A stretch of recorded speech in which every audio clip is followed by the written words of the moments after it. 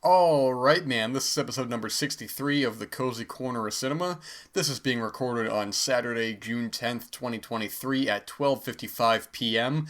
Man, I'm looking outside right now and good lord, man, it's days like these that truly make you feel happy to be alive.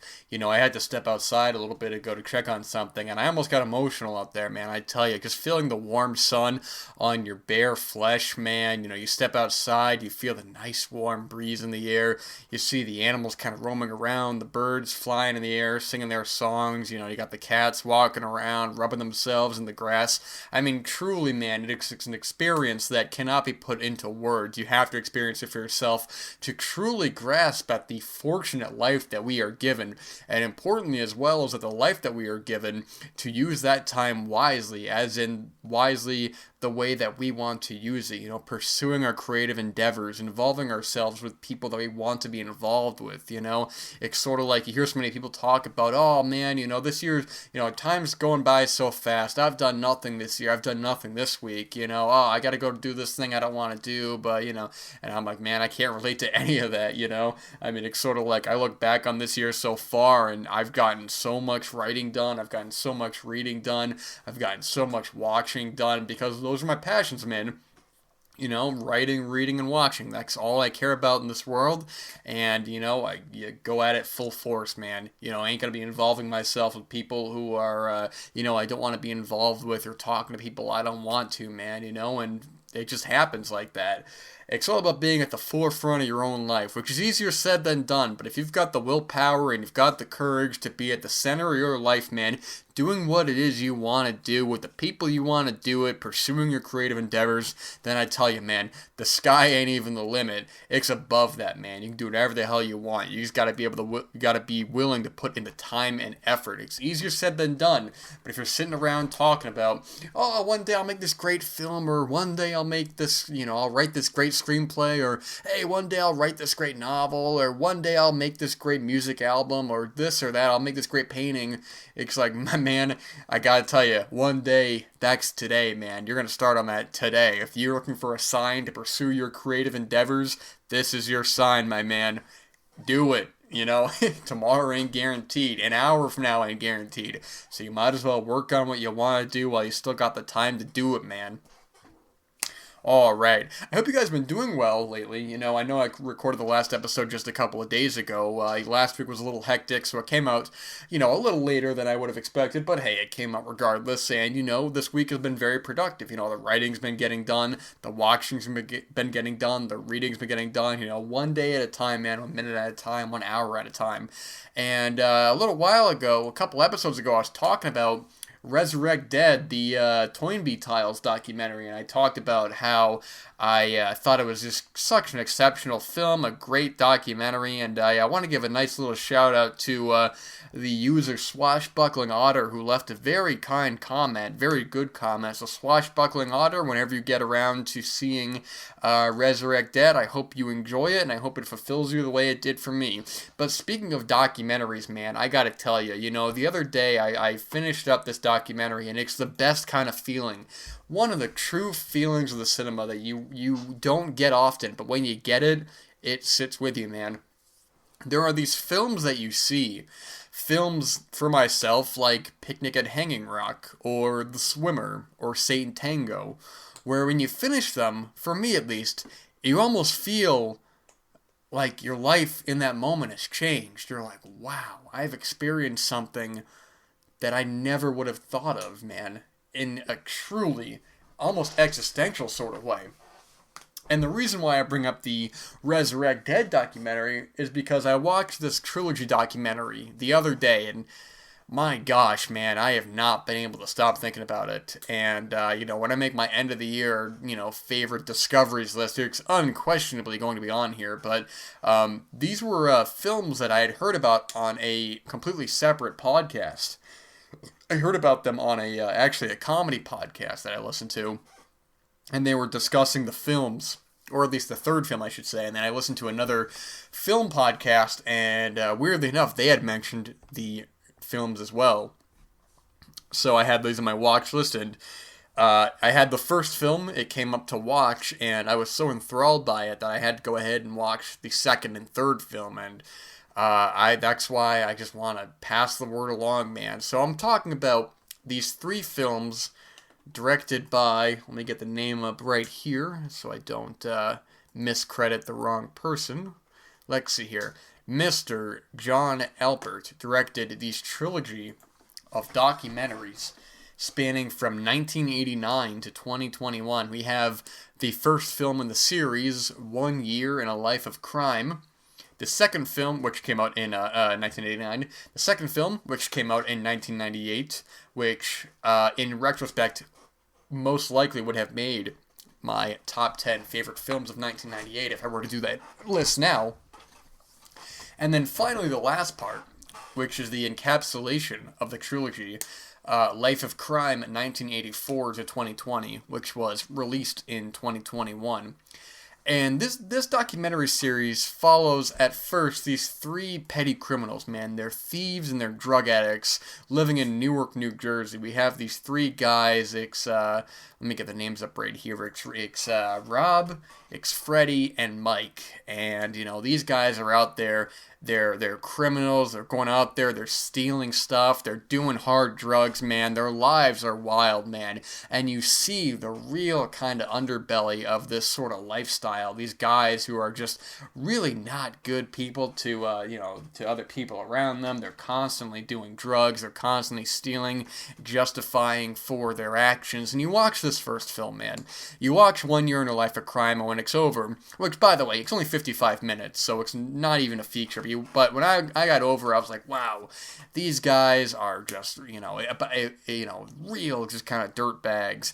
But I love seeing parts of America that aren't glamorized or are like this is part of the America Undercovered series that I looked up afterwards, the other entries, and some I think are available, some I think might be lost or aren't as readily available. I don't know. But I should also say all three of these are streaming on HBO Max. Is that what they're calling it now? It's just Max? I don't even know, man. They went from HBO Go to HBO Max. I don't know, man. Either way, if you have HBO, they're able to stream on there. But you watch the first film and you're like, wow, man, this is an interesting kind of look at these petty criminals that these guys are doing. And what the film does so well, what the trilogy does so well, is that a couple years later, when you get to the sequel, Life of Crime 2, released in 1998, you start to feel differently, man. When it comes to the second film, Mike is no longer in the film. I think I read after the fact that he chose not to participate. It was a little tricky finding the clear answers as to that, but you still have Rob, and you still got Freddie, and we have a new character, Delirious, who is dating Freddie, who is also a drug addict. I don't believe she's a criminal, but this follows up a couple years later. And, Rob and Freddie, they're out of jail. And I'm not spoiling anything, by the way, so I just want you to know if you're like, oh, man, you spoiled it. No, trust me, man, I'm not spoiling anything. But it's important to know the context, at least the second film. But they're out of jail, and they're trying to do better for themselves. And what's interesting is that when you watch that first film, you have an idea about these people. You have an idea that, oh, these are just, petty thieves, drug addicts, they're just whatever. And then you get to the second film, and I think what Jon Alpert does so well is able to humanize these people and show that, in a way, if you're living in an environment like this where people are doing drugs, people are encouraging this kind of gnarly behavior, man, it's much harder to dig yourself out of that rabbit hole. We see throughout this film, specifically Robert, man, we see him really just trying to be a good person. He's trying to keep a steady job, and and he's doing well. And then you get to a part in it where they just throw him under the bus, and you're just like, man, of course that these kinds of people, who grew up in these areas, man, and grew up with a lot of these easily accessible narcotics, of course they'd go back to them, man, because it's almost like society, what we consider normal society, rejects them because we see them as one way, and it's tragic to watch it, man. It's like, I think the way that this documentary is done, it almost plays out like a theatrical film in a way, where we see that these characters, and I say characters only in the term itself, not necessarily calling these people characters, because this is a documentary. It's very important to remember that these are, in fact, people. we see these people, for the most part trying to do well, but they also have very deep-seated flaws, man. I mean, you watch these films and there's just troubling times. There's, some of the stuff when they're involving like small kids and stuff, these small kids who don't have, who don't have parents who are around for them. You're conflicted as a viewer because you're like, man, I want to be on your side, but these kids need to be looked after, man. They're, it's very disheartening watching some of this. And I read some criticism about Jon Alpert's direction of the documentary that I don't totally agree with, man. They say that he was almost mocking them in a way, and I feel like I don't even get how you'd get that from this, watching all three of these. But Life of Crime 2 is a full feature, man. It's 2 hours. It feels fully formed, and you should watch the first film before this. But I think if you jumped right into this, you wouldn't be totally lost. Now the thing is that when you have the third film in the trilogy, Life of Crime, 1984 to 2020, the comedy podcast that I was listening to, they had only watched this one. They hadn't seen the previous two, so I was curious. And then the film podcast I was listening to, one of the members on there was saying that he watched the first two and it's important, in context of this film. So that's what I did. I had watched the first two, both were very good, and then I watched this film.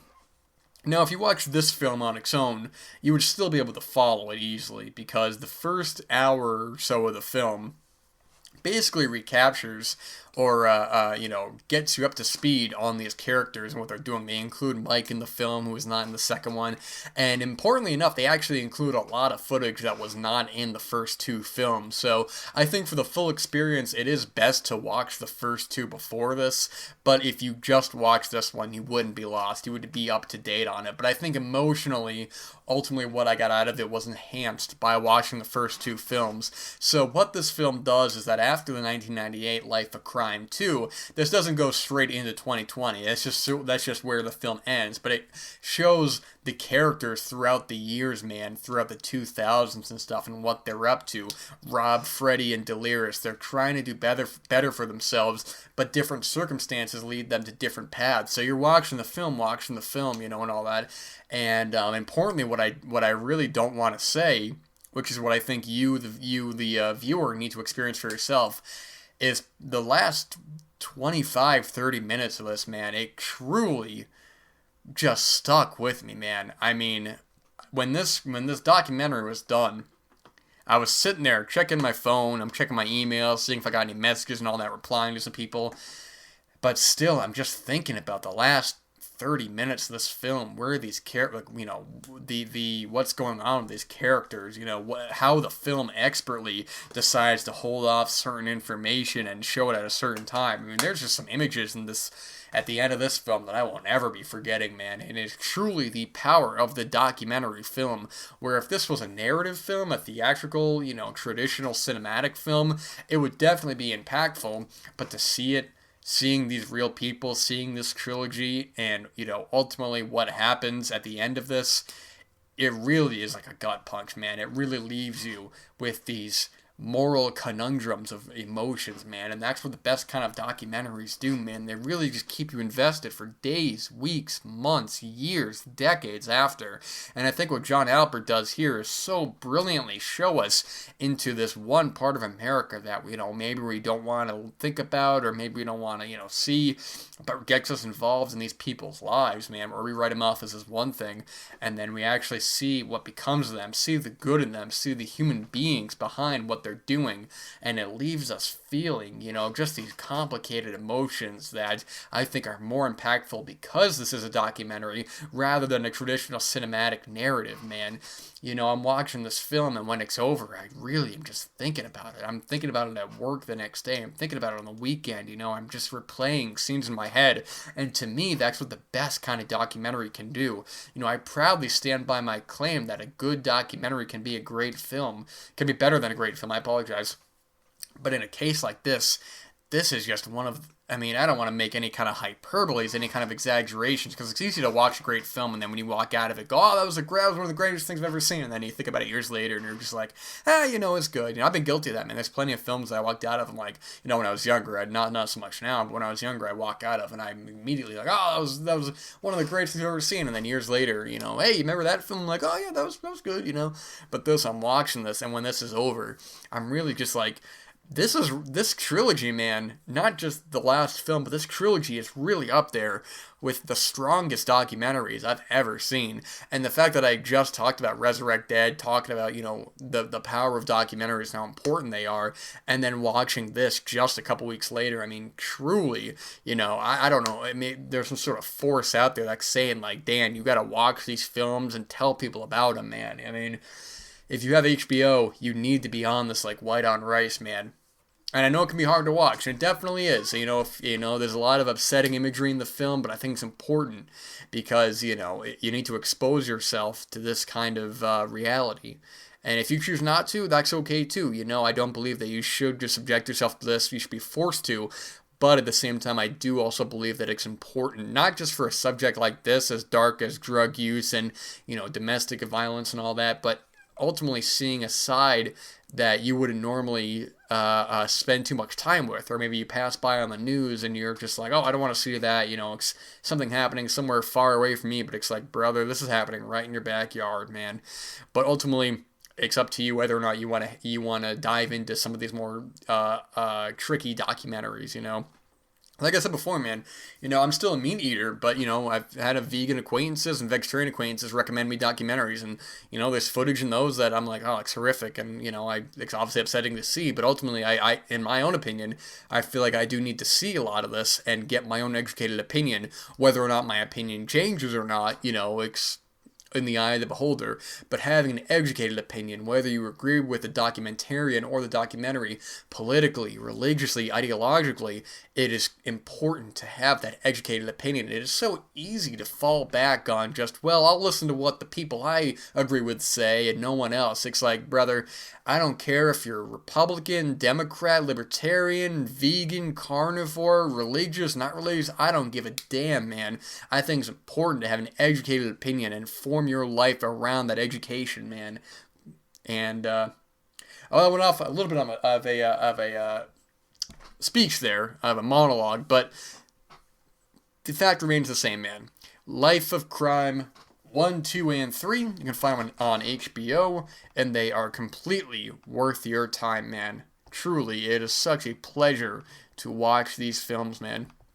Speaking of great films I have seen recently, let's talk about somebody who I have talked about quite a bit in the past few months or so, Mr. Jean-Luc Godard, one of my favorite filmmakers, a divisive filmmaker for sure. You either love him or you hate him.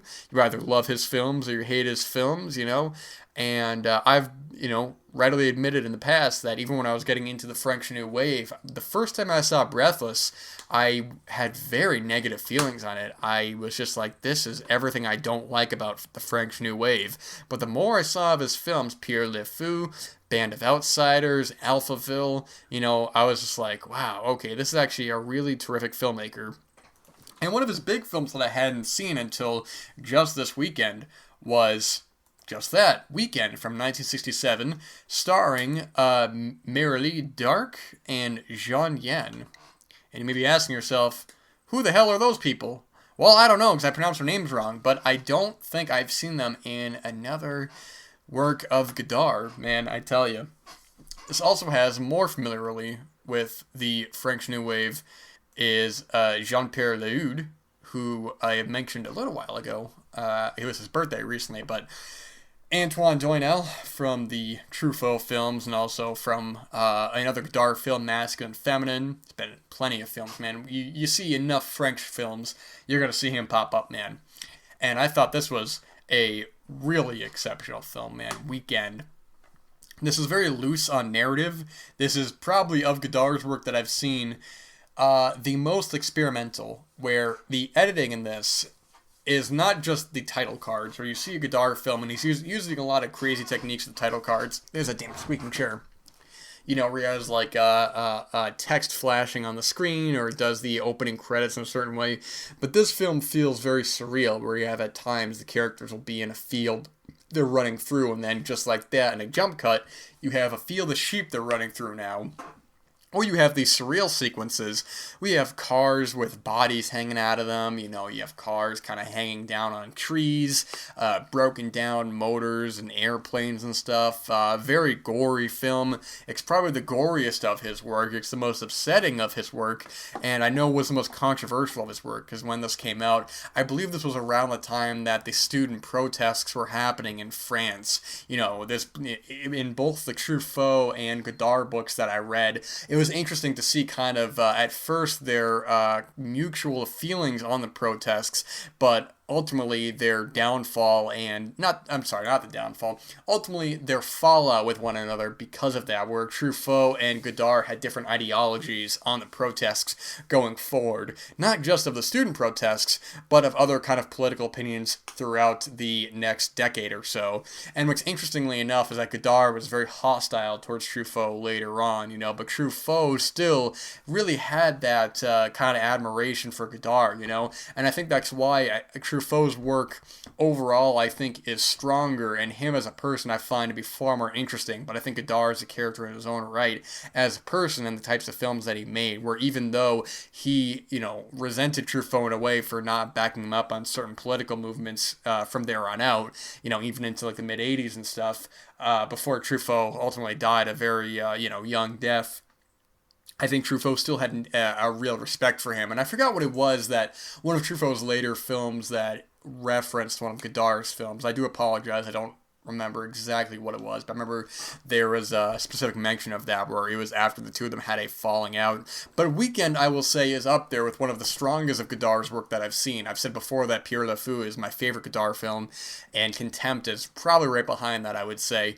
And I would say that Weekend is right behind both of them. I enjoy it more than Alphaville. I enjoy it more than Band of Outsiders, two of his films that I think are very good, very exceptional. I'm trying to remember. Have I seen The Little Soldier? I don't know if I have or not. Interesting. I gotta think about that if I've actually seen it or not. But Weekend is a nice diversion to his other previous films, because it has that same erratic editing style, but it has, like I said before, that real surreal quality. The film kind of goes along with these, it's less concerned with a protagonist like in some of his other films, like, Breathless or Masculine and Feminine, where we're focused on the singular protagonist, or this couple, I should say, man and a woman. But in here we have the two lead characters, Corinne and Roland, who are going across France, and they meet up with various kind of groups and various kind of factions. And the film kind of delves into this, like I said, this kind of surreality. Is that a word? I don't think it's a word. I may have just made that up, or either that or didn't say it right. But then you get into a lot of upsetting violence in a way that I imagine would probably turn some people off. It's a very bloody film. There's a lot of dead bodies. There is some real animal cruelty in this film that undoubtedly will upset people. So if you think that might turn you off, then just be warned about that if you are interested in watching the film. There is some pretty gnarly animal cruelty in this, but I do think it adds to the effect of the film, kind of showing the carnage and the bloodshed that goes on throughout these characters' journeys, where they're trying to they're going to go after this character Corinne's parents to kill them for the inheritance. And while that's the plot as a spine, to kind of set up the film, ultimately it's more about the journey. This has some great filming techniques in it. It has a really phenomenal long shot that Godard does that I believe was the longest long take at the time, of just this car of the two of them going in and out of traffic, and the sounds of honking, the sounds of people yelling, and then ultimately what we see at the climax of that is really powerful in a way where it really kind of lets your guard down for a while, and then when you're like, sitting there like, what's this gonna do, then bam, here you are, man. I think for a while I categorized, when I was younger, I think I thought of Godard as one kind of filmmaker, because I had seen, the problem is that I had seen Breathless later than I had seen other French New Wave films. I'd been much more familiar with the work of Truffaut than I had with Godard, so when I eventually saw Breathless, in a way, it felt as if I should have seen that film first, because even films by the great Louis Malle, who I'd been more familiar with, who I think also I find to be a much stronger filmmaker, by the time I got to a film like Breathless and a film like Masculine and Feminine, it almost seemed like parody in a way. But ultimately, because those films, I know Masculine and Feminine was a little later, I should say, but because those films, I think I had an idea of, and they ended up being that idea, as opposed to filmmakers like Jacques Demy or Eric Romer, who are doing really exceptional work with what they were given. When I go to those more kind of traditional French New Wave films, I was at first kind of hostile, like what, this is exactly what I expected of it. But then, going back and seeing his other work, and then, seeing his other work and then going back to those, it's why I think it's important, man, because, I've said before, maybe I've said it or maybe not, that I'm not a fan of John Cassavetes as a director. I think he's a very important filmmaker, and very important in cinema history, the history of Martin Scorsese, but ultimately his films don't work for me. I have my reasons behind it, but, when I saw some of his films, I was like, man, I really, really don't like this. But then I see some of his other work. I see films like Woman Under the Influence, try to say that too fast, and Opening Night, films that I think are great. That makes me appreciate those films that I didn't like more, where I can go, okay, even though I don't like some of his famous films, they just don't work for me, I'm able to appreciate them on a historical level in the way that, when I see a film that's considered a classic, if you will, and there are plenty of quote-unquote classics that I'm just not a fan of, that don't work for me, but I also have to take a step back and think to myself, well, what makes these films timeless? What makes these films quote-unquote classics? Why are we still talking about these films from the 30s, 40s, 50s, 60s, 70s, 80s, 90s today? And what makes them that? Is it when they were released, the historical context, the political context, and I think it's important to narrow it down. So next time, if I hear somebody go like, oh, I think Citizen Kane's a terrible film, I'm gonna disagree. I think it's a masterpiece, but I'm curious as to why they think that way, and if they have the reasons behind it, where maybe the script doesn't work for them, or maybe the directing doesn't work for them. That's completely their that's completely their right. That's in the eye of the beholder.